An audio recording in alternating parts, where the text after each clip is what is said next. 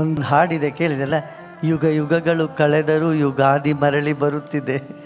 ಯುಗ ಯುಗಾದಿ ಕಳೆದರೂ ಯುಗಾದಿ ಮರಳಿ ಬರುತ್ತಿದೆ. ಹೊಸ ವರುಷಕ್ಕೆ ಹೊಸ ಹರ್ಷವ ಹೊಸತು ಹೊಸತು ತರುತ್ತಿದೆ.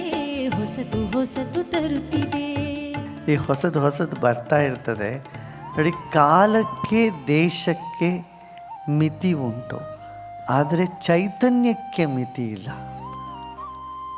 ಆದ್ದರಿಂದ ಯಾವುದೇ ಕಾಲದಲ್ಲಿ ಯಾವುದೇ ದೇಶದಲ್ಲಿ ಎಲ್ಲಿದ್ದರೂ ನಾವು ನಮ್ಮ ಚೈತನ್ಯದಲ್ಲಿ ನಾವು ನಮ್ಮ ವಿಶ್ವಾಸವನ್ನಿಟ್ಟಾಗ ನಮಗೆಲ್ಲ ಒಳ್ಳೆಯದೇ ಆಗತ್ತೆ.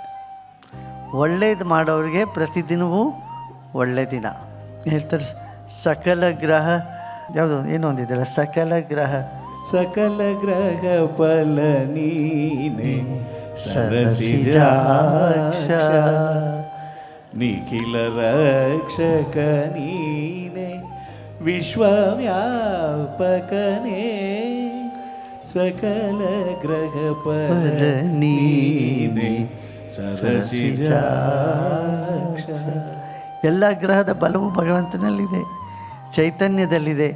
ಇದನ್ನೇ ನಾವು ಸ್ಮರಣೆ ಮಾಡ್ಕೊತ ಬಂದರೆ ನಮಗೆಲ್ಲ ಒಳ್ಳೆಯದೇ ಆಗತ್ತೆ.